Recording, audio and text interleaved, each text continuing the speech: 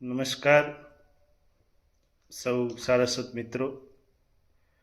આજે સરસ્વતી વિદ્યા મંદિર વાઘાસણની શુભેચ્છા મુલાકાતે અને આજે આપણે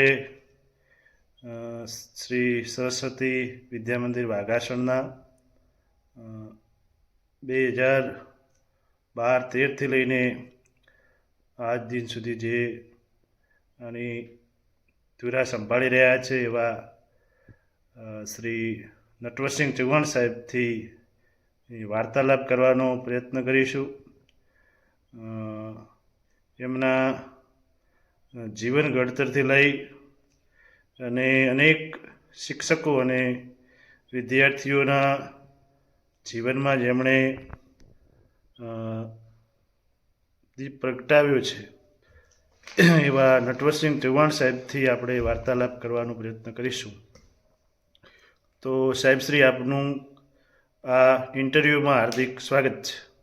આપનો ખૂબ ખૂબ આભાર વિનોદભાઈ. આપે આપનો અમૂલ્ય સમય નીકાળી અને આજે અહીંયા મારું ઇન્ટરવ્યૂ લેવા આવ્યા છો. આપનું હાર્દિક સ્વાગત કરું છું. ખૂબ ખૂબ આભાર સાહેબ. વાત કરીએ આપના બાળપણથી લઈ અને આપના શિક્ષણ, પ્રારંભિક શિક્ષણ ક્યાં થયું અને આપના જીવન ઘડતરમાં કોનો મહત્ત્વનો ફાળો રહેલો, આપના પ્રારંભિક જીવન વિશે થોડો પ્રકાશ પાડશો.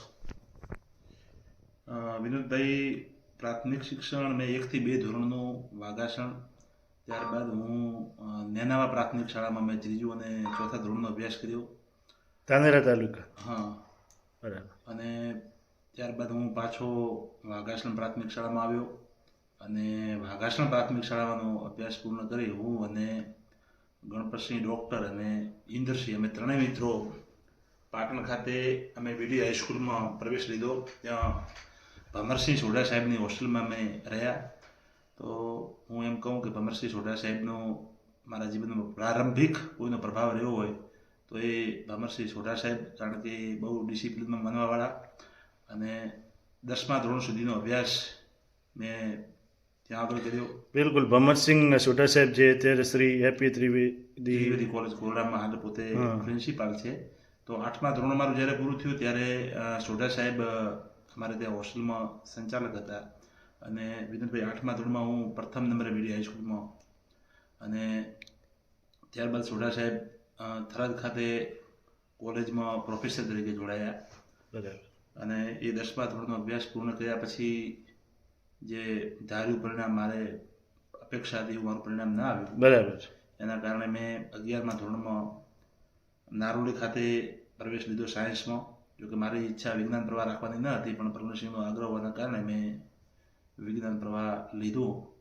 અને 11મું ધોરણ મેં વાઘેલા સાહેબ, ભરતસિંહ વાઘેલા સાહેબ, જે બિલકુલ ગાંધીવાદી, એમના જીવનમાં એમની સાથે રહેવાથી જ આપણે આપણા વિસ્તારમાં જે શિક્ષણની જે એમણે એક ધરોહર, નવી દિશા આપી, એમાં ભરતસિંહ વાઘેલા સાહેબ ચોક્કસ. બિલકુલ. તો વાઘેલા સાહેબ એક પોતે સ્વયં એક પુસ્તક છે. એમની પાસેથી ભણીને નહીં પણ એમની સાથે રહેવાથી કે એમના વર્તનથી જ આપણે બધું શીખી શકીએ. મેં એમને જે નાના નાના કામો આપણે ગણીએ છીએ, સફાઈના કે બાથરૂમ સાફ કરવા, તો આચાર્ય હોવા છતાં મેં એમને મારી નજરે જોયા છે. તો શિક્ષણના જે પાઠો છે અમુક પ્રકારના સાદગીથી જીવવાનો એ હું વાઘેલા સાહેબ પાસેથી શીખ્યો છું. અને આજે પણ હું સાહેબને આભારી છું કે એમના એ કામના કારણે હું પોતે આજે એવા બધા કામો કરી શકું છું. ત્યારબાદ મેં 12મા ધોરણમાં પ્રારંભિક અભ્યાસ NS શાહ સાઠંબાવાલા બાયડ ત્યાં હું ગયો. ત્યાં મારા ભમરસિંહ સોઢા પછીના બીજા નંબરના ગુરુ એટલે ZN સોઢા, એમનું નામ છે જુજારસિંહ સોઢા. હાલ પાટણમાં લોકો એમને બાબા આદમ તરીકે પણ ઓળખે છે અને ફિઝિક્સના બહુ માસ્ટર માઇન્ડ અને ગોલ્ડ મેડાલિસ્ટ. તો એ પોતે બાયડ નોકરી કરતા હોવાથી એમણે મને ત્યાં બોલાવી લીધો. અને ત્યારબાદ અમે અને ગણપતસિંહ સોઢા સાહેબની બદલી થતાં અમે બધા ફરીથી પાછા મૂળ અમારી જે શાળા હતી બીડી હાઈસ્કૂલ એમાં પાછા આવ્યા. એટલે કે કહેવાય કે સમયનું ચક્ર એવું છે કે એ ચક્ર ફર્યા જ કરે. અને પાછા અમે મૂળ સ્કૂલમાં આવ્યા. અમે જ્યારે પાટણમાં આવ્યા ત્યારે લગભગ અમારો બધો મોટા ભાગનો સ્કૂલોમાં સિલેબસ પૂર્ણ થઈ ગયો હતો. અને આજે તમે જ્યારે મને પ્રશ્ન પૂછો તો હું દિલ ખોલીને વાત કરું કે વાસ્તવમાં હું વિજ્ઞાન પ્રવાહનો વિદ્યાર્થી નહોતો, બરાબર. પણ છતાં મને હમ, પરિવારમાંથી એવો ફોર્સ થયો, એના માટે મારે વિજ્ઞાન પ્રવાહ રાખવું પડ્યું. હમ. અને ગમે એમ કરીને અમે પછી પુષ્કળ મહેનત કરી હતી, અને એ મહેનત કરીને અમે 12 સાયન્સ પૂર્ણ કર્યું પાટણ ખાતે. બિલકુલ. તો ત્યારબાદ મેં CK Mehta PTC college Palanpur ખાતે પીટીસીમાં એડમિશન લીધું, અને ત્યાં અમારું બહુ સારું એવું ઘડતર થયું. બહુ બરાબર. બુનિયાદી શિક્ષણ હતું. વંદના ભાર્ગવ અમારા પ્રિન્સિપાલ હતા. રક્ષાબેન મહેતા અમારા સુંદર અધ્યાપક હતા, સારા અધ્યાપક હતા, જેમની પાસેથી અમને ઘણું બધું શીખવા મળ્યું. તો એ કેમ્પસમાં 2 વર્ષનો સમય આપ્યો. પીટીસી પૂર્ણ કર્યા પછી હું મારા વતનમાં અહીંયા વાઘાસણ ખાતે પાછો આવ્યો.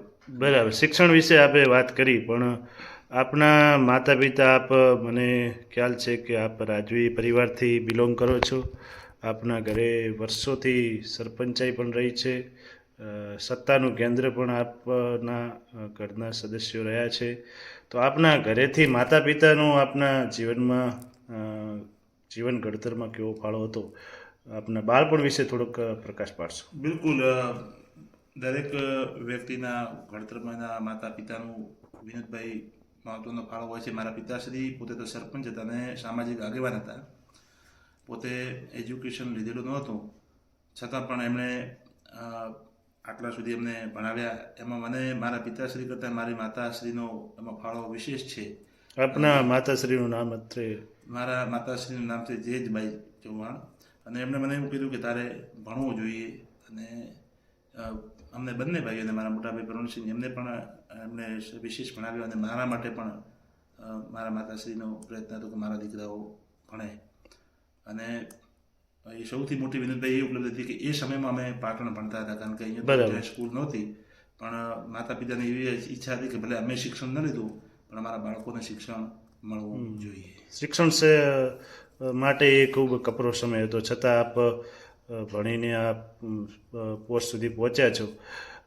2012-13માં આપ શ્રી અર્જુનજી ચતુરજી ચેરિટેબલ ટ્રસ્ટ સંચાલિત શ્રી સરસ્વતી વિદ્યામંદિર વાઘાસણમાં જોડાયા.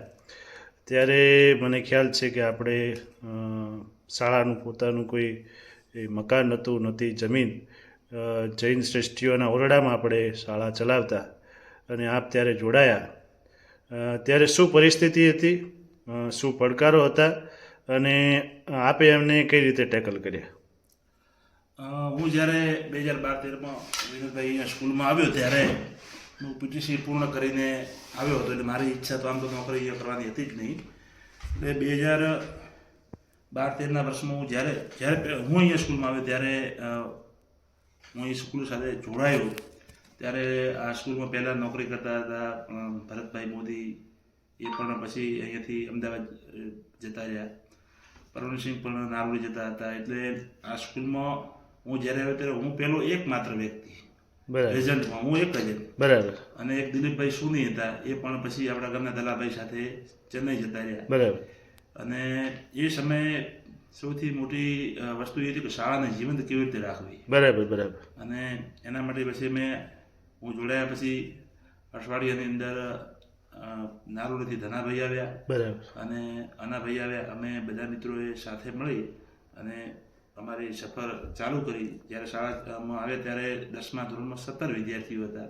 બરાબર. અને 9મા ધોરણમાં 32 વિદ્યાર્થીઓ હતા. અને તમે પહેલાં પણ વાત કરી કે ગામમાં જે જૈન શ્રેષ્ઠીઓનું જૂનું મકાન છે કાચું, એમાં અમે ભણાવતા હતા. બરાબર. અને લગભગ વર્ગખંડ તો એકે હતો જ નહીં. એક બાજુ પતરા નાખેલા હતા અને એક બાજુ એ નાળા કે એવી જગ્યા હતી, જે સોંકડી બિલકુલ, એમાં એ 17 વિદ્યાર્થીઓ બેસતા હતા. એટલે શરૂઆતનો સમય બહુ સંઘર્ષમય હતો. ઉનાળો આવે તો એ પતરાઓ તપી જાય, કોઈ પંખાની વ્યવસ્થા નહીં. જૈન શ્રેષ્ઠીઓ સિવાય એ સમયે તમને કોણ મદદરૂપ થયું? કારણ કે હું પણ આજ શાળાનો વિદ્યાર્થી છું. 2010ની અંદર મેં આ જ શાળાની અંદર 10મું ધોરણ કર્યું. અને અમે જ્યારે 2008-9-10માં ભણ્યા ત્યારે વાઘાસણ પ્રાથમિક શાળાના સિન્ટેક્સના રૂમોમાં શાળા ચાલતી હતી. પછી અમે 10મામાં આવ્યા ત્યારે અમે શાળા શિફ્ટ કરી. અને ત્યારે પ્રવીણસિંહ ચૌહાણ સાહેબ, ભરતભાઈ પુરોહિત સાહેબ, ભરતભાઈ મોદી સાહેબ વગેરે શિક્ષકશ્રીઓ આ શાળા ચલાવતા હતા. તો એ ત્યાં શિફ્ટ કર્યું. ગામ લોકો તરફથી એ સમયે કોનો સહકાર મળેલો એ વિશે થોડુંક પ્રકાશ પાડશો.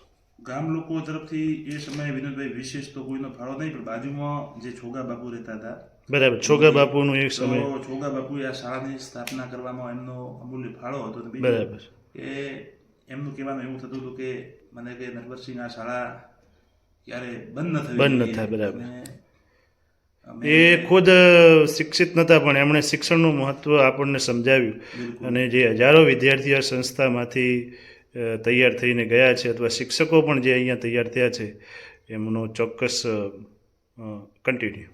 બિલકુલ. એટલે મને બાપુએ એવું કીધું કે આ શાળા બંધ ન થવી જોઈએ. પછી મેં એમને કીધું કે નહીં બાપુ, આ શાળા હું બંધ નહીં થવા દઉં અને બાળકોને શિક્ષણથી વંચિત નહીં રહેવા દઉં. અને પછી મને એવું લાગ્યું કે વાસ્તવમાં જો ખરેખર કોઈ સ્કૂલ ચલાવી છે તો કોઈક વ્યક્તિએ બલિદાન આપવું પડશે, સેક્રિફાઈસ આપવું પડશે, કારણ કે બધી સુવિધાઓ તો નહીં મળે, પણ દરેકને પોતાનો પરિવાર હોય છે. જે આગળના બધા શિક્ષકો અહીંયાથી ગયા હતા, જે શાળાથી છૂટા પડ્યા હતા, એ તમામ વ્યક્તિઓ પોતાના ભવિષ્યને ધ્યાનમાં રાખીને જ ગયા હતા કે અહીંયા રહેવાથી કોઈ પણ પ્રકારનું ભવિષ્ય નહીં બને.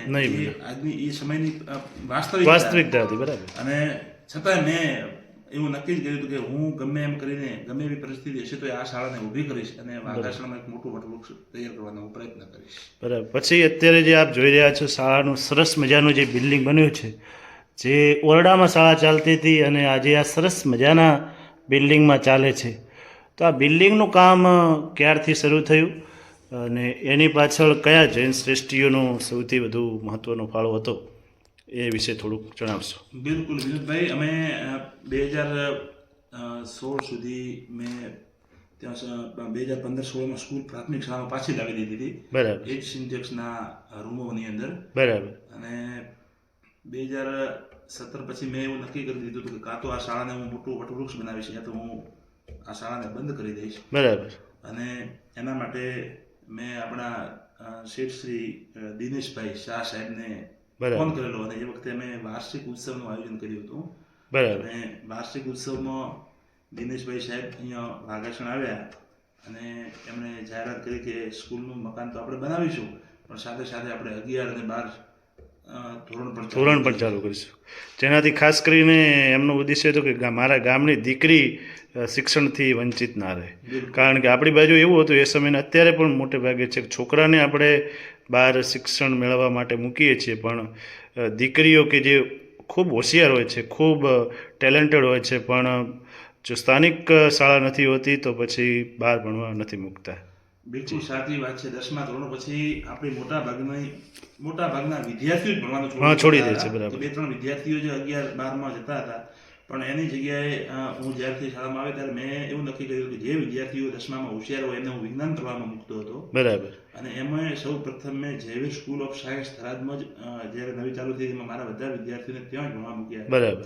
જે પણ હોશિયાર વિદ્યાર્થીઓ હોય એને સહયોગ આપીને, આર્થિક મદદ કરીને, જે રીતે મદદ મારે થવાનું મને યોગ્ય લાગ્યું એ રીતે મદદ કરીને મેં એ વિદ્યાર્થીઓને રાખ્યા હતા. સૌથી મોટો પ્રકાર હતો કે દીકરીઓ બહાર જઈ શકતી ન હતી, એટલે પછી મેં એવું નક્કી કર્યું કે આપણે વાઘાસણ ખાતે જ 11-12 સામાન્ય પ્રવાહ ચાલુ કરવો. અને મેં ડૉક્ટર R.V. પટેલ જે થરાદ ગાયત્રી વિદ્યાલયના આચાર્ય વાત કરી અને એમણે મને બહુ મદદ કરી અને 11-12 વાઘાસણ ખાતે ચાલુ કરાવવાનો જો હું કોઈને ફાળો યશ આપતો હું તો એ ડૉક્ટર R.V. પટેલ છે. બરાબર. ને જે અત્યારે આપ બિલ્ડિંગ હમણાં હું બહારથી બતાવીશ કે અમારા વિસ્તારમાં બિલ્ડિંગ આજુબાજુમાં ક્યાંય નથી એવું ભવ્ય બિલ્ડિંગ જૈન શ્રેષ્ઠીઓની સહાયથી અને આપણા સાહેબશ્રીના પ્રયત્નોથી બન્યું છે. અને સાહેબશ્રી એવું નહીં કે ભાઈ આપણે 9થી 12 વિદ્યાર્થી ભણે છે તો આપણી જવાબદારી ભણાવીને પૂરી થઈ ગઈ, પણ 12મા પછી પણ એને કયા ફિલ્ડમાં એનું રસનો વિષય છે અને માત્ર સલાહ નહીં પણ સાથ આપવાનું કાર્ય પણ આપે કર્યું છે. તો એવા તો અનેક વિદ્યાર્થીઓ જેમના નામ હમણાં સાહેબ લેશે કે જે MBBSના અત્યારે છેલ્લા વર્ષોમાં કાર્યરત છે, BAMS હોય, BHMS હોય, નર્સિંગ હોય, એવી અનેક જગ્યાએ વિદ્યાર્થીઓ અત્યારે અભ્યાસમાં કાર્યરત છે. તો એના વિશે આપ કેવી રીતે વિદ્યાર્થીઓને આટલા મદદરૂપ થઈ શકો છો અને એની પ્રેરણા આપણને ક્યારથી મળી એ વિશે થોડું જણાવશો. કે કારણ કે આ ઇન્ટરેસ્ટિંગ પોઈન્ટ છે, કારણ કે વિદ્યાર્થીઓના જીવનની ચિંતા જેટલી માતા પિતાએ નથી કરી એટલી આપે કરી છે. કારણ કે એમને માતા પિતાને ખબર જ નથી કે મારા બાળકને આગળ હવે શું ભણાવવું, પણ આપે એની ટેલેન્ટ પ્રમાણે એને કોર્સ શોધી આપ્યો અને આજે એ ફિલ્ડમાં સક્સેસ ગયા છે. એ વિશે વિસ્તૃત માહિતી આપશો.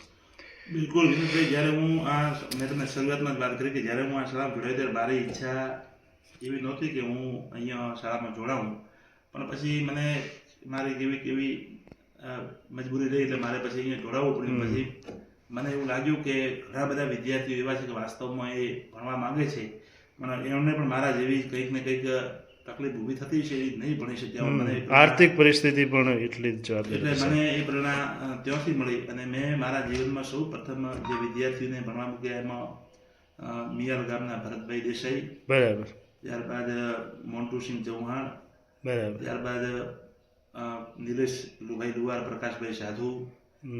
જે નિલેશભાઈ લુવાર અત્યારે આપણી શાળામાં બિલકુલ ગણિત વિજ્ઞાનના શિક્ષક તરીકે સેવા આપી રહ્યા છે. બરાબર. મુકેશભાઈ મોદી સાહેબ, કે જે મુકેશભાઈ મોદી સાહેબ કે જે અત્યારે સરકારી માધ્યમિક અને ઉચ્ચતર માધ્યમિક શાળામાં સરકારી ગણિત વિજ્ઞાન શિક્ષક તરીકે સેવા આપી રહ્યા છે. બિલકુલ. મુકેશભાઈ, આમ કહીએ તો મુકેશભાઈ મારા જીવનમાં મેં પ્રથમ કોઈ વિદ્યાર્થીને મૂક્યા હોય તો મુકેશભાઈ બરાબર, મોદીને. ત્યારબાદ મેં દરેક વિદ્યાર્થી જે વિદ્યાર્થીઓ મારી શાળામાં હતા એટલે મેં એમને મારા બાળકો સમાન જ રાખ્યા હતા. એટલા માટે મારો એમની પાછળ જે ડેડિકેશન હતું એ મારું સૌથી વધારે હતું. અને ત્યારબાદ દશરથ અને વિષ્ણુને અને સુરેશ રબારી, અમે આ ત્રણ વિદ્યાર્થીઓને સાયન્સમાં મૂક્યા. એમાં દશરથ અને વિષ્ણુ બંને વિદ્યાર્થીઓ આજે એમનું MBBS પૂર્ણ થઈ ગયું છે. બંને વિદ્યાર્થીઓ કઈ જગ્યાએ MBBS કરી રહ્યા છે? જો ગાંધીનગર ખાતે દશરથે MBBS પૂર્ણ કર્યું છે અને વિષ્ણુએ પૂર્ણ કર્યું છે બનાસ મેડિકલ મોરિયાથી. આ બંનેનું પણ જે એમની પાછળ જે મહેનત કરી છે એના ઉપર પણ આખું અલગ ઇન્ટરવ્યુ થઈ શકે અને એની પાછળ જે સંઘર્ષ કર્યો છે એની વાત પણ આપણે બીજા કોઈ ઇન્ટરવ્યુમાં કરીશું. પણ એ વિદ્યાર્થીઓને તૈયાર કરવા માટે આપ નાણાકીય ખર્ચ કેવી રીતે ઉપાડતા, એમાં કોઈ આપને મદદરૂપ થતું કે કેમ? કારણ કે આપ બધા જાણો જ છો દર્શક મિત્રો કે એ MBBSની ફીસ ભરવી અને આજથી 5-10 વર્ષ પહેલાં ભરવી એ કોઈ નાની વાત નથી. તો એનું નાણાકીય વ્યવસ્થા આપ કઈ રીતે કરતા? બિલકુલ વિનોદભાઈ, કે મારો જે સેલરી આવતી હતી, પગાર આવતી હતી, એને હું બચત કરતો હતો. લગભગ મને આજ દિન સુધી યાદ છે ત્યાં સુધી મેં મારા પગારમાંથી ક્યારે ઘરે કોઈને કંઈ આપ્યું નથી અને મારા પરિવારે પણ મને એમાં ખૂબ મદદ કરી છે કે એમને કોઈ મારી પાસે એટલી બધી અપેક્ષા નથી રાખી. એટલે જે મારી પાસે પૈસા હતા એ તો મારી પાસે હું એમાં વિદ્યાર્થીઓ માટે જમા રાખતો જ હતો, પણ સાથે સાથે મને એ સમયમાં સૌથી વધારે મદદ કરી હોય તો ઈશ્વરભાઈ જવાનભાઈ પ્રજાપતિ, બરાબર, અને કે જે અત્યારે મુંબઈ ખાતે બિઝનેસમાં છે. એટલે મને મારી સાથે જો કોઈ અડીખમ ઊભું રહ્યું હોય તો એ સમયે ઈશ્વર પ્રજાપતિ, અને ત્યારબાદ એ જ કડીમાં ઈશ્વરના કારણે મનસુખભાઈ જોડાયા, જે હાલ આપણા સરપંચ શ્રી છે. બરાબર. એટલે મારું બોન્ડિંગ વાસ્તવમાં એમની સાથે થયું તો એ ઈશ્વરના. ઈશ્વર થકી આપ એમને ઓળખતા થયા હતા. એ મુલાકાતમાં હું પણ હાજર હતો. એમણે મને ખૂબ સહયોગ કર્યો અને મારા હૃદયને જાણ્યો, સમજ્યો અને એમણે ક્યારે મને કોઈ વાતની ના નથી પાડી. અને પેલું છે ને કે જો પવિત્ર કાર્ય એક આપણે મહાન કાર્ય કરવા જઈ રહ્યા હો તો એમાં ભગવાન આપને સાથ આપે. તો એક અત્રે મહત્ત્વની વ્યક્તિગત વાત આપણે ટાંકી લઈએ કે રાજવી પરિવારના છે, દરબાર કુળમાંથી આવે છે અને ખાનપાન, મદિરાપાન એ સામાન્ય વસ્તુ એમના પરિવારમાં હોય. પણ આપ સૌને જાણીને આશ્ચર્ય થશે કે દારૂ ને એ બધી વાત તો છોડો, સાહેબશ્રી અત્યારે પોતાના ખોરાકમાં લસણ કે ડુંગળી, કંદમૂળ પણ નથી લેતા. એટલી ત્યાગ, અને એની પાછળ શું કારણ સાહેબ જવાબદાર છે અને આપ એને કેવી રીતે ત્યાગી શકો? કારણ કે અત્યારે લોકોનો એક શોખ છે કે પાર્ટીઓમાં જવું, મદિરાપાન કરવું, એસો આરામ કરવું, પણ આનાથી આપ બિલકુલ અલગ છો. એનું કારણ શું? બિલકુલ વિનોદભાઈ, હું જ્યારે નાનો હતો ત્યારથી મને મારી અંદર આ ત્યાગ વૃત્તિ બહુ વધારે હતી. મને એમ સાધુઓ જેવું જીવન જીવવાનું બિલકુલ વધારે ગમતું હતું. અને મને આ બધી જે વસ્તુઓ છે એ છેકથી મને ઓછી જ ગમતી હતી. એટલે મારા જીવનમાં બદલાવ પાછળનું કોઈ કારણ હોય તો મારો આત્મા. બરાબર. મારો આત્મા જ આ બધી અંતરાત્માની આપણે અવાજ સાંભળ્યો. સ્વીકારી નથી શકતો કે ભાઈ આ બધું આપણે કરવું જોઈએ. બીજું કે આપણે શિક્ષણ ક્ષેત્ર સાથે સંકળાયેલા હોઈએ, ગુરુ પોતે ગોળ ખાતા હોય બરાબર. તો છેલ્લાને કોઈ શિખામણ ના આપી શકે. અને શિક્ષકનું જીવન છે એ ત્યાગવાળો હોવો જોઈએ, શિક્ષક ચોખ્ખો હોવો જોઈએ, એવું મારું પોતાનું માનવું છે. નહીંતર દરેક ક્ષેત્રમાં આપણે જઈ શકીએ પણ શિક્ષણ ક્ષેત્રમાં કોઈ વ્યક્તિએ ના આવવું જોઈએ. શિક્ષક એટલે સમાજને સંદેશ આપનાર વ્યક્તિ, શિક્ષક એ વિદ્યાર્થીને ઘડનાર વ્યક્તિ. જો પોતે ઘડવાવાળો વ્યક્તિ જ જો બધા દૂષણોથી ઘેરાયેલો હશે બિલકુલ, તો એ યોગ્ય રીતે બાળકોનું ઘડતર નહીં કરી શકે. એટલે કુછ પાને કે લીએ કુછ કરના પડતા હૈ, અને પોતાની જાતને સુધારવી પડે. અને પોતાની જાતમાં જો કોઈ ખામી હોય તો આપણે બીજાને ન સુધારી શકીએ. એટલે મેં મારી જાતને મજબૂત બનાવવા માટે, મારા મનોબળને મજબૂત બનાવવા માટે મેં આ બધું ત્યાગી દીધું હતું. અને ચોમાસા દરમિયાન તો મને ખ્યાલ જ છે, હું તો સાક્ષી રહ્યો છું. એથી 2018થી હું પણ શ્રી સરસ્વતી વિદ્યા મંદિર વાઘાસણમાં સેવા આપી રહ્યો હતો. તો ચોમાસા દરમિયાન આપ એક ટાઈમ ભોજન લો છો અને વ્રત ઉપવાસમાં પણ વધારે માનો છો. એનું પાછળ શું કારણ જવાબદાર છે? હું જ્યારે જાલોર ગયો ત્યારે ત્યાં શાંતિનાથ બાપજી છે જાલોરની અંદર. બરાબર. તો એ બાપજીએ 20-25 વાર લગભગ ચોમાસું કરેલું છે. બરાબર. અને એવું વૈજ્ઞાનિક કારણ પણ છે કે ચોમાસાની અંદર આપણી પાચન શક્તિ બહુ નબળી પડી જાય છે. એટલે મારો ઉદ્દેશ્ય તો આધ્યાત્મિક તો હતો જ, પણ સાથે સાથે આ વૈજ્ઞાનિક દ્રષ્ટિકોણ પણ એમાં સમાયેલો હતો. એટલે મને એવું લાગ્યું કે આ કરવો જોઈએ, અને જ્યાંથી મન માનસ શાંત રહે. બરાબર. બહુ ત્યાગ આ ખૂબ મુશ્કેલ હોય છે, કારણ કે આપણે એક દિવસ ઉપવાસ હોય તો પણ ભોજન ક્યારે મળશે એની રાહ જોતા હોઈએ. તો આ પણ એક ત્યાગ સાહેબે વાત કરી એમ કે, અને હિન્દીમાં પેલી પંક્તિઓ છે કે પરિંદો કો મિલેગી મંજિલ યકીનન, ये खुले हुए उनके पंख बोलते हैं, वही रहते खामोश अक्सर जमाने में जिनके हुनर बोलते हैं. તો આગળ વાત કરીએ આપણે કે આપ શિક્ષણ શાખા સાથે તો જોડાયેલા છો જ, વિદ્યાર્થીઓનું ઘડતર પણ કરી રહ્યા છો, અને આ શાળામાંથી નોકરી કરીને અનેક શિક્ષકો સરકારી શાળાઓમાં પણ અત્યારે આજુબાજુના વિસ્તારમાં જ ફરજ બજાવી રહ્યા છે. તો આપને આજુબાજુના કયા કયા શિક્ષકો તરફથી કેવો સહકાર પ્રાપ્ત થયો, અને એમનામાંથી તમને શું શીખવા મળ્યું, અને એમને તમે કેવી રીતે, કારણ કે નવા હોય, B.Ed કદાચ કર્યું હોય અથવા એ રીતે આવ્યા હોય, તો એમને તમે કેવી રીતે તૈયાર કર્યા, એમની પાસેથી તમને કેવો સહકાર મળ્યો? બિલકુલ. મારી પાસે ખોડાથી હુસેનભાઈ આવ્યા. તો હુસેનભાઈએ બહુ આવતાની સાથે બહુ શાળાની અંદર શિસ્તવાળું વાતાવરણ ઊભું કર્યું. બરાબર. એમની સાથે જે સંજયભાઈ આવ્યા હતા એ પણ બહુ સારા વ્યક્તિ. સંજયભાઈ દરજી કે જે અત્યારે બંને શિક્ષકોનો હું પરિચય આપું કે હુસેનભાઈ જુનેજા સાહેબ કે જે અત્યારે સરકારી માધ્યમિક અને ઉચ્ચતર માધ્યમિક શાળામાં અંગ્રેજીના શિક્ષક તરીકે કાર્યરત છે.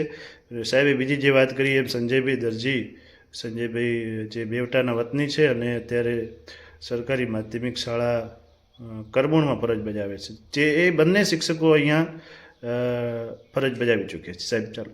બિલકુલ. અને એમની સાથે પછી આપણા મુકેશભાઈ મોદી જોડાયા, અને પછી અમારી જે ટીમ બની એ ખરેખર વાસ્તવમાં આખી ગેમ ચેન્જર હતી.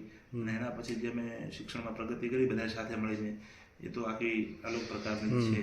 જોધાભાઈ પાંચલ જોધાભાઈ અને અમારી જે આખી ટીમ આવી એ દરેક વ્યક્તિએ ખૂબ મદદ કરી, અને મારાથી થાય એટલી મેં એમને મદદ કરી છે. અને સંજયભાઈની વાત કરીએ તો સંજયભાઈ તો પોતે વિદ્યાર્થીઓને આર્થિક રીતે પણ પોતે મદદ કરેલી છે. એટલે દરેકની એવી ભાવના હતી કે કુટુંબ જેવી ભાવના, એક વ્યક્તિ નહીં પણ બધા વ્યક્તિઓ એવું વિચારે કે ના, ખરેખર બાળકો માટે કંઈક કરવું જોઈએ, અને બધાએ સારી મહેનત કરી છે. બરાબર. અને અત્યારે પોતાના પગારમાંથી રૂપિયો પણ કોઈ ખચકાટ અનુભવે ને આપણે આપણા જીવનમાંથી હજી અમે પણ એના સાક્ષી છીએ કે આપણા પગારથી ઘરે વસ્તુ લઈ જતા નથી જોયા. અને વચ્ચે જોધાભાઈની વાત કરી કે જોધાભાઈ કે જે આપણા અહીં શાળામાં ફરજ બજાવી ચૂક્યા છે, વાંતડાવ ગામના વતની છે, અને અત્યારે સુરેન્દ્રનગર જિલ્લામાં 11-12માં સરકારી શિક્ષક તરીકે ફરજ બજાવે છે. એમણે પણ અહીંયા સેવા આપેલી છે. બરાબર. શિક્ષણની આપણે બહુ વાત કરી. હવે થોડાક બીજા વિષયો ઉપર આપણે જઈએ, કારણ કે આપ ગૌ સેવામાં પણ માનો છો, પ્રકૃતિ તરફ આપ નો પણ ખૂબ પ્રેમ છે. બાજુમાં જે સરસ મજાના બી બગીચા છે, એની અંદર વૃક્ષો છે, એમાં પણ આપે ખૂબ મહેનત કરી છે. સૌપ્રથમ વિષય લઈએ આપણે ગૌ સેવાનું, કે આપ જે વાઘાસણ નંદી ગૌશાળા છો એ પણ આપ ચલાવી રહ્યા છો.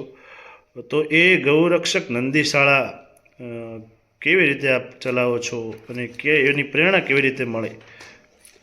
બિલકુલ વિનોદભાઈ, જે વાઘાસણમાં ગૌશાળા બે છે, ગૌરક્ષક નંદીશાળા, જે આમાં નંદી છે, અને વૈકુંઠ ધામ ગૌશાળા. આમ તો વૈકુંઠ ધામ ગૌશાળાની શરૂઆત પણ અમે જ કરેલી હતી. બરાબર. પણ સમય જતાં ગાયોની તો પરિસ્થિતિ બહુ સારી થઈ, પણ મને એવું લાગ્યું કે ખરેખર વાસ્તવમાં નંદી પણ એ પ્રાણી છે અને ગૌ માતાનો પુત્ર છે. તો એના માટે પણ એની પણ કાળજી રાખવી જોઈએ. આખી દુનિયા ભલે ગાયોની સેવા કરે, પણ એણે પણ કંઈ આપણું બગાડ્યું નથી. એટલે જ્યારે નંદી બહાર ફરતા હોય અને બહાર બેઠા હોય, ત્યારે મને એમ થયું કે આમના માટે પણ વ્યવસ્થા કરવી જોઈએ. એ વિચાર મને ત્યાંથી આવ્યો. બરાબર. અત્યારે એનો સરકારશ્રી પણ સહાય આપે છે, એની સાથે સાથે બીજા અન્ય લોકોનો કેવો સહકાર મળે છે, કે જેનાથી, કારણ કે ગૌરક્ષક નંદીશાળા કે ગૌશાળા ચલાવવી એ કંઈ જેવી તેવી વાત નથી, કારણ કે તમારે 24/7 એના માટે એલર્ટ તૈયાર રહેવું પડે. તો કેવો સહકાર તમને મળે છે ગામ અને શ્રેષ્ઠીઓ તરફથી? બિલકુલ વિનોદભાઈ, જ્યારે મેં નંદીશાળા બનાવી ત્યારે પ્રથમ દિવસે જ એક જ મેસેજ સાથે 3 લાખ રૂપિયાનું એ જે તે સમયે અમને અનુદાન મળ્યું હતું. એ 3 લાખ રૂપિયા ગામના હતા, એમાં કોઈ વ્યક્તિ બહારના નહોતા. અમે શરૂઆતના સમયમાં જ્યારે અહીંયા શાળા ચાલુ કરી ગૌશાળા, ત્યારે મોટા ભાગનો ફાળો ગામનો હતો. જૈન શ્રેષ્ઠીઓનો આપણે ફાળો એ રીતે લેતા કે એક ગાડી ગામ નાખે અને એક ગાડી આપણે જૈન શ્રેષ્ઠીઓ પાસેથી મંગાવતા, અને એક ગાડી આપણે જે આપણા અમદાવાદ મુંબઈમાં જે આપણા ગામના યુવા બિઝનેસમેનો હતા એ લોકો નાખતા હતા. એટલે કોઈની ઉપર ભાર ન પડે, જૈન શ્રેષ્ઠીઓ ઉપર પણ ભાર ન પડે, ગામ ઉપર પણ ભાર ન પડે, અને જે આપણા અમદાવાદ મુંબઈમાં રહેતા હતા એ યુવાનો ઉપર ભાર ન પડે.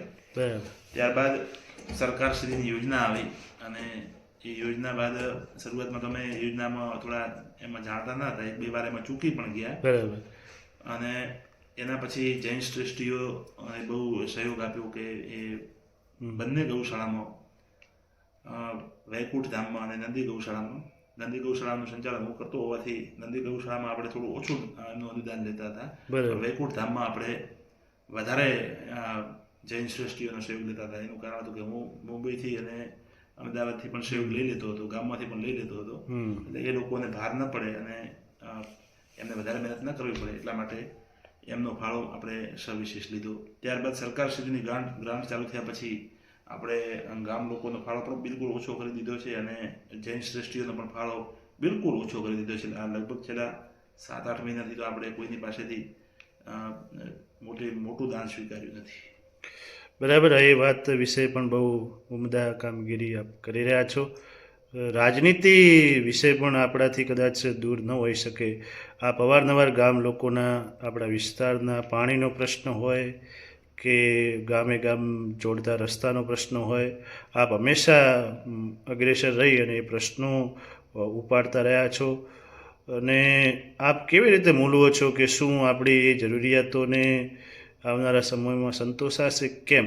અને બીજો પ્રશ્ન એમાં એ જ પૂછી લઉં કે આપણે રાજનીતિક ક્ષેત્રે કેવી રીતે જોડાવવું જોઈએ, એના ભાગીદાર બનવું જોઈએ કે પછી દૂરથી જોયા કરવાનું? બિલકુલ, બહુ આ ઇમ્પોર્ટન્ટ પ્રશ્ન છે. આજે ઘણા બધા લોકો વિરુદ્ધ એવું માને છે કે સાહેબ રાજનીતિ સાથે જોડાયેલા છે, પણ વાસ્તવમાં હું પોતે રાજનીતિ સાથે જોડાયેલો નથી. રાજનીતિ મેં સમાજમાં બદલાવ માટે અથવા સમાજનું ભલું કરવા માટે જ મેં રાજનીતિમાં. બરાબર. કોઈ કે તો લોક પ્રશ્નો છે, લોક પ્રતિનિધિઓ સુધી પહોંચાડવા એ કામ કોકે તો કરવું જ પડશે. એમાં તો કોઈ રાજકારણ વિષય છે જ નહીં. કંઈ કોંગ્રેસ હોય કે ભાજપ હોય કે અન્ય કોઈ પાર્ટી હોય, આપણે એક નાગરિક તરીકે આપણી ફરજ બને છે કે આપણે જેને ચૂંટીને મૂક્યા છે એ લોકોને આપણા જે વાસ્તવિક પ્રશ્નો છે એનાથી અવગત કરાવવા જોઈએ. બરાબર છે. એટલે લોકોને ઘણીવાર એવું લાગે કે આ પોલિટિક્સના ભાગરૂપે બોલતા છે, પણ નહીં. મારા માટે મારું કામ છે સમાજને દિશા બતાવવાનું, નેતાઓની સામે પ્રશ્નો કરવાના કે ભાઈ ખરેખર આ કામો તમારે કરવા જોઈએ. રસ્તા છે તો એ રસ્તા, એમાં સમગ્ર ગામનું કલ્યાણ થાય. પાણી છે તો પાણીનો પ્રશ્ન હલ થાય, તો એમાં તમામ સમાજનું ભલું થાય. તો કોઈક વ્યક્તિએ તો એમાં બોલવું જ પડશે. અને હું એવું માનું છું કે સારા વ્યક્તિઓએ રાજકારણ સાથે જોડાવવું જોઈએ. બરાબર. મારી વ્યક્તિગત બાબતમાં હું કહું તો હું પોતે શિક્ષણ ક્ષેત્ર સાથે જોડાયેલો છું, એટલે હું રાજકારણ સાથે જોડાઈ ન શકું. પણ જે યુવાનો છે, જે ઉદ્યોગપતિઓ છે, અને હું તો કહું કે મારા જીવનની કોઈ મારી સફળતા હોય તો મનસુખભાઈ પ્રજાપતિને જેવા સારા વ્યક્તિને મેં રાજકારણમાં લાવ્યા. અને મનસુખભાઈ પ્રજાપતિ કે જે અત્યારે વાઘાસણના વર્તમાન અને યુવા શિક્ષિત સરપંચ છે, એ પણ આપે ટાંક્યું. તો એના થકી આપણે એમના વ્યક્તિગત જીવનની વાત કરીએ તો આજે પણ આપ સાહેબ કેટલા કલાક વાંચો છો? આજે હું આજના સમયમાં પણ વિનોદભાઈ 8 થી 10 કલાક હું બરાબર. તો સ્પર્ધાત્મક પરીક્ષાની તૈયારી કરતો વિદ્યાર્થી જેટલું નથી વાંચતું એટલું સાહેબ અત્યારે નોકરીની સાથે સાથે પણ વાંચી રહ્યા છે. અને એક વિષય નહીં સાહેબ, તમામ વિષયોનો અભ્યાસ કરી રહ્યા છે. શું કહ્યું? અને અમે તો સાહેબ સાથે હું પર્સનલી 7 વર્ષથી કોન્ટેક્ટમાં છું. તો દરેક વિષયનું એક તલસ્પર્શી જ્ઞાનનું ભાઈ પોતે ધરાવે છે. તો અભ્યાસ બાબતે, વાંચન બાબતે શું કહેશો આપ? બિલકુલ, મારું એવું માનવું છે કે શિક્ષણ ક્ષેત્ર સાથે જે પણ વ્યક્તિ જોડાયેલું હોય એની પાસે 2 જ કાર્યો હોય. શિક્ષણ ક્ષેત્ર સાથે શાળામાં જઈને ભણાવવું અને ઘરે જઈને વાંચવું. આના સિવાય શિક્ષકનો કોઈ વિષય નથી. બરાબર. જે પણ વ્યક્તિ શિક્ષણ ક્ષેત્ર સાથે પછી શિક્ષક હોય, આચાર્ય હોય, એડીઆઈ હોય, એઆઈ હોય કે ડીઓ હોય, બરાબર, એમને વહીવટી કાર્ય તો કરવાનું જ છે. સાથે સાથે એમનું વાંચન વધુમાં વધુ હોવું જોઈએ. એ વધુમાં વધુ વાંચન કરશે તો એને જીવનની વાસ્તવિકતા સમજાવશે અને એનું જીવન આધ્યાત્મિક બનશે અને ખુરશી ઉપર બેસીને પણ ઋષિ મુનિ જેવું જીવન જીવી શકાશે. અને જો સારું વાંચન હશે અને જો ગ્રહણ કરેલું વાંચન હશે તો એને આ જીવનની વાસ્તવિકતા સમજાશે, તો એ નિષ્ઠાપૂર્વક કામ કરી શકશે. નિષ્ઠાપૂર્વક કામ કરવા માટે વાંચન જરૂરી છે. બરાબર. આપણે થોડા ચાલતા આ શાળાની થોડીક મુલાકાત પણ લઈએ. અહીંયા આપ જોઈ શકો છો કે 2008-9થી લઈ અને તમામ જે પ્રથમ નંબરે આવેલા છે એસએસસીના એ વિદ્યાર્થીઓનું નામ છે. પ્રથમ વિદ્યાર્થી જોવા ભરતકુમાર ગુંભાભાઈ અને ત્યારે મુકેશભાઈ વિજ્ઞાન પ્રવાહમાં અભ્યાસ કરતા. બરાબર. આ 4 થી કરી અને આ 17 સુધીની બેચો. જોઈ શકો છો કે મહેન્દ્રભાઈ મીઠાભાઈ લુહાર 90% મેળવ્યા છે લાસ્ટ બેન્ચમાં. અને અત્યારે સાહેબ એ ચાણક્ય શાળામાં 11મા ધોરણમાં સાયન્સમાં અભ્યાસ કરી રહ્યા છે. અને હવે જે સામાન્ય પ્રવાસ સાહેબે વાત કરી એમ 2018માં ચાલુ કર્યું. અને આ પણ વિદ્યાર્થીઓ સારી એવી જગ્યાએ શિફ્ટ છે. અને ચૌધરી રેખાબેન અણદાભાઈ હાલ લાખણી ક્લાર્કમાં નોકરી કરી રહ્યા છે. હાજી ચૌધરી દક્ષાબેન ભરતભાઈ બીએડ પૂર્ણ કર્યું છે. બરાબર. ચૌધરી ચેતનાબેન પીરાભાઈ હાલ ચિત્રાસની ખાતે પીટીસી કરી રહ્યા છે. આપણા વિસ્તારના સુપ્રસિદ્ધ લાગ્યા છે. અને અત્યારે અહીંયા જોઈ શકો છો શાળાની માહિતી પણ છે. 17 જ્યારે 10મામાં છોકરા હતા ને અત્યારે 276 શાળાની સંખ્યા છે. તો એ એક સરસ મજાની જે મહેનત છે એનું આ સુંદર વટવૃક્ષ. અને અમારા વિસ્તારમાં તો એક કહી શકાય કે સોનાની વીરડી જેવી આ શાળા જૈન શ્રેષ્ઠીઓના સહયોગથી બની છે. અદ્યતન સુવિધાઓ થકી આ શૈક્ષણિક સંકુલ હરહંમેશ ધમધમતું રહે છે. આપણે બહારની પણ બગીચા અને વૃક્ષોથી પણ આપને પરિચિત કરાવું. રજાનો દિવસ છે, વિદ્યાર્થીઓ ઘરે છે. અને આ જોઈ શકો છો શ્રી અરજીજી ચતુરજી બોરડ ચેરિટેબલ ટ્રસ્ટ સંચાલિત આ શ્રી સરસ્વતી વિદ્યામંદિર વાઘાસણ છે, શાળા છે. અને બગીચાઓ છે. આ બાજુ સરસ મજાના વૃક્ષો પણ છે. આ બાજુ પણ એક સરસ બગીચો છે, વૃક્ષો છે. અને બીજું સાહેબ આપ વિશેષમાં શું વિદ્યાર્થીઓને અથવા આપના જે દર્શકો છે એમને શું સંદેશ આપવા માગશો? હું મારા તમામ દર્શક મિત્રોને કહીશ કે આપણે જીવનમાં અહીંયા આવ્યા છીએ ત્યારે આપણે સૌએ ખૂબ મહેનત કરવી જોઈએ. બરાબર. એક લક્ષ્ય બનાવી અને એની પાછળ આપણે મહેનત કરવી જોઈએ. વિદ્યાર્થીઓને હું એવું કહેવા માગીશ કે આપણી પાસે માત્ર 2 જ કામ હોવા જોઈએ, વિદ્યાર્થી અને શિક્ષક મિત્ર બંનેને. બરાબર. વિદ્યાર્થીઓને ઘરે જઈને વાંચવાનું અને શાળામાં આવીને ભણવાનું. બરાબર. એના સિવાય વિદ્યાર્થીઓએ કોઈ પણ કાર્ય ન કરવું જોઈએ. નાની ઉંમરમાં આમ લાગે કે આપણે પેલું કરીએ, મનોરંજનમાં જઈએ, ગેમ્સ રમીએ, ઇન્સ્ટાગ્રામ, ફેસબુક વગેરે સાથે આજે વિદ્યાર્થીઓ જોડાયેલા હોય છે. એમને સમયની ખબર નથી હોતી અને હાલ જ્યારે વિદ્યાર્થીઓ અભ્યાસ કરવા આવે ત્યારે એમને લાગે છે કે અમને આ નહીં આવડે. પણ વિદ્યાર્થીઓએ એવું ન રાખવું જોઈએ. વિદ્યાર્થીઓએ સતત પ્રયત્ન કરવો જોઈએ. બરાબર. એકવાર કાર્ય કરવાથી ના આવડે, પણ જે નથી આવડતું એને વારંવાર રિપીટ કરવાથી એ જ્ઞાન ચિરસ્થાયી બને છે. જેમ કે પ્રાર્થનામાં શ્લોક બોલીએ તો એ શ્લોક દરેક વિદ્યાર્થી મહિના પછી બોલતા હોય છે. એમ જે વિદ્યાર્થીને ગણિત નથી આવડતું તેને ગણિતની વારંવાર પ્રેક્ટિસ કરવી જોઈએ. વિજ્ઞાન નથી આવડતું વિજ્ઞાનની વારંવાર પ્રેક્ટિસ કરવી જોઈએ. અંગ્રેજીમાં વારંવાર પ્રેક્ટિસ કરવી જોઈએ. હતાશ થવાની જરૂર નથી કે મને નથી આવડતું કે હું શું કરીશ કે હું શિક્ષણમાં નહીં ચાલું, એવું ન બને. વારંવાર પ્રયત્ન કરવા જોઈએ વિદ્યાર્થી. શિક્ષણને આપ કેવી રીતે જુઓ છો કે માત્ર એ રોજગારી મેળવવાનું સાધન છે કે આપ એને અલગ રીતે મૂલવો છો? બિલકુલ, શિક્ષણને હું રોજગારી સાથે નથી સાંકળતો વિનોદભાઈ. હું શિક્ષણને વિકાસ સાથે સાંકળું છું. મારા માટે શિક્ષણ એ રોજગારી મેળવવાનું માધ્યમ નથી. જે વિદ્યાર્થીઓ વાસ્તવમાં જે શિક્ષણ મેળવે છે તો એ શિક્ષણ પોતાના વિકાસ માટે હોય. જેમ કે શિક્ષિત વ્યક્તિ હોય એની બોલવાની ભાષા અલગ હોય. તમે મને પ્રશ્ન પૂછ્યો કે તમારી અંદર આવું બધું પરિવર્તન શાના કારણે આવ્યું, તો એ મારી અંદર જો એ પરિવર્તન આવ્યું તો શિક્ષણના કારણે. અને મારા જીવનમાં મેં શિક્ષણ મેળવ્યું હોય તો મારા વ્યક્તિગત વિકાસ માટે, અને હું સારું બોલી શકું, સારું સમજી શકું, સારું જીવન જીવી શકું. સરકારી નોકરી સાથે હું શિક્ષણને જોડતો નથી. કારણ કે મારા કેટલાય વિદ્યાર્થીઓ એવા છે કે જેમનું ટર્નઓવર કરોડોમાં છે. મારા કેટલાય એવા મિત્રો છે કે એમનું ટર્નઓવર કરોડોથી પણ હવે આગળ જવા ઉપર છે. તો શિક્ષણ એ તમને બોલતા શીખવાડે, તમને કેવી રીતે રહેતા વ્યવસ્થિત રહેતા શીખવાડે. એટલે કે શિક્ષણ એ જીવન જીવવાની પદ્ધતિ શીખવાડે છે. માત્ર તમારી પાસે વધારે પૈસા હોય કે વધારે શિક્ષણ હોય તો આ બંને આપણા જીવન માટે જરૂરી તો છે, પણ એમાં સૌથી વધારે શિક્ષણ છે અને શિક્ષણ જીવન જીવવાની રીત બતાવે છે.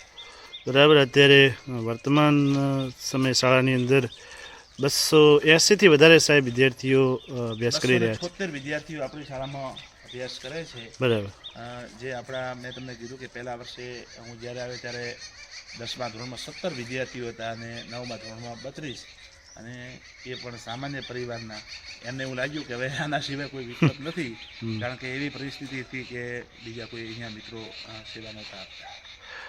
અને વચ્ચે એ પ્રશ્ન પૂછ્યો રહ્યો કે વાલીઓ પોતાના બાળકને કેવી રીતે ટેકલ કરે છે, એમના ઉપર પૂરું ધ્યાન આપે છે કે નહીં, અથવા વાલીઓને આપે કોઈ બાબત કેવી હોય.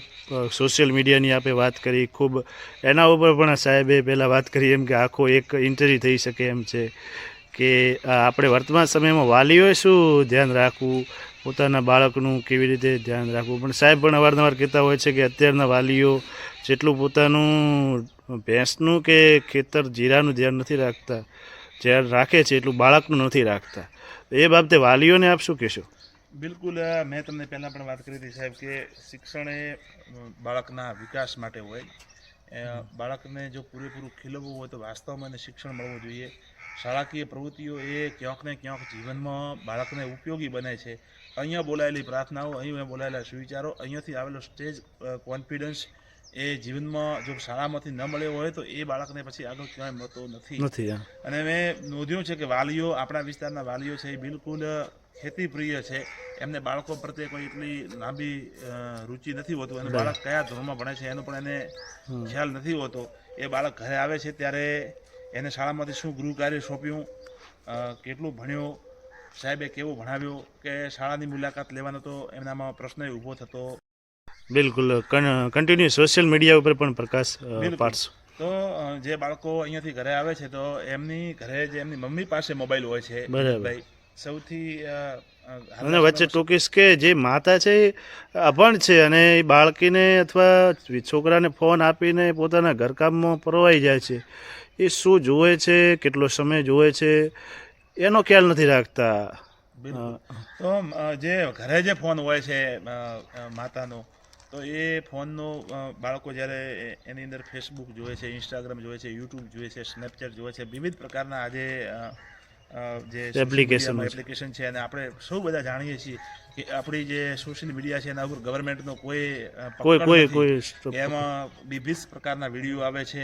બાળક છે, બાળકના એવું કહેવાય કે બાળક જે ચિત્ર જોવે છે એ ચિત્રથી એનું મન બને છે, ને એ પછી મન બાળક નાની ઉંમર હોય એટલે એના કાબુમાં રહેતું આચારમાં આવી નથી, જાય. અને એ દિશા ભટકે છે. અને એના માટે કોઈ ને કોઈ જો જવાબદાર હોય તો એ માતા પિતા છે. મારી આપના માધ્યમથી, વિડીયોના માધ્યમથી માતા પિતાઓને પણ વિનંતી છે કે આપ આપના બાળકને મોબાઈલ ના આપો, અને મોબાઈલ આપો તો એનું પૂરેપૂરું ધ્યાન રાખો કે એ શું જુએ છે, કેવું જુએ છે, કારણ કે બાળક એટલો પરિપક્વ નથી કે એને ખબર હોય કે શું સારું કે શું નરસું. તો આજનો આપણો જે સાક્ષાત્કાર હતો એમાં શિક્ષણ, ગામના પ્રશ્નો, વિદ્યાર્થીઓ અને સોશિયલ મીડિયા વિશે ખૂબ સારી ચર્ચા કરી. અને આપણે વિદ્યાર્થીઓ થકી આ ઇન્ટરવ્યૂનો આપણો એવો ઉદ્દેશ્ય જ છે કે એક જે સફળ વ્યક્તિઓ એના જીવનમાં કેટલા ઉતાર ચઢાવ આવ્યા હોય અને કેવી રીતે એક સંસ્થા ચાલતી હોય, એની પાછળ કેટલું ત્યાગ, કેટલું બલિદાન હોય, એનું એક ઉદાહરણરૂપ સાહેબશ્રી આપણી સમક્ષ ઉપસ્થિત થયા છે. ખૂબ પ્રેરણાદાયી વાતો એમણે કરી છે કે જે આપણે આપણા જીવનમાં ઉતારી, અને પર્સનલી મારા જીવન ઘડતરમાં પણ સાહેબશ્રીનો ખૂબ મોટો ફાળો છે. 2018માં હું આ સંસ્થામાં જોડાયો હતો, ત્યારથી લઈને અત્યારે હું એક જો સારો વક્તા, સારી રીતે બોલી શકતો હોઉં, અંગ્રેજી સારી રીતે હું સમજી વાંચી બોલી શકતો હોઉં, તો એ આ નટવરસિંહ ચૌહાણ અને આ શ્રી સરસ્વતી વિદ્યા મંદિર વાઘાસનને આભારી છે, અને હું સદાય એનો ઋણી રહીશ. અંતે આપ સાહેબ ટૂંકમાં કંઈ કહેવા માગતા હોય તો આપણે આ ઇન્ટરવ્યૂને હવે પૂર્ણતા તરફ દોરી રહ્યા છીએ. બિલકુલ સાહેબ, સૌને હું ખૂબ ખૂબ અભિનંદન આપીશ. તમને પણ અભિનંદન આપીશ કે આટલા વર્ષોમાં કોઈક વ્યક્તિએ મારા હૃદયમાં શું ચાલે છે, સારી જે ના સાહેબ એ સારી પ્રતિભા છે, અને ખરેખર ખૂબ આનંદ થયો. કહેવાય કે સબ જગ સ્વાર્થમય, પણ છતાંય આપણે પોતાનું કામ કરતું રહેવાનું છે. દુનિયા આપણને જાણે કે ન જાણે એનાથી આપણને કંઈ દુનિયા જાણે, અને સાહેબ આપણે આ ઇન્ટરવ્યૂના માધ્યમથી અન્ય લોકો પ્રેરણા લે કે ભાઈ ના, આ લોકોએ આ ડેડિકેશન આપ્યું છે સંસ્થા ઊભી કરવા માટે, શિક્ષણ માટે, આવા એમના વિચારો છે, તો બીજાને પણ એની પ્રેરણા મળે. કે બાકી લોકો તો અલગ અલગ એંગલથી જોતા જ હોય છે, એવી જેવી જેની જેનું મન તેવું તેના વિચાર. પણ ખૂબ મજા આવી સાહેબ, મન તેવો સંસાર. તો ખૂબ ખૂબ આભાર સાહેબનો આપનો સમય આપવા બદલ, અને આ સરસ મજાના સાક્ષાત્કાર બદલ સૌ દર્શક મિત્રોનો ખૂબ ખૂબ આભાર.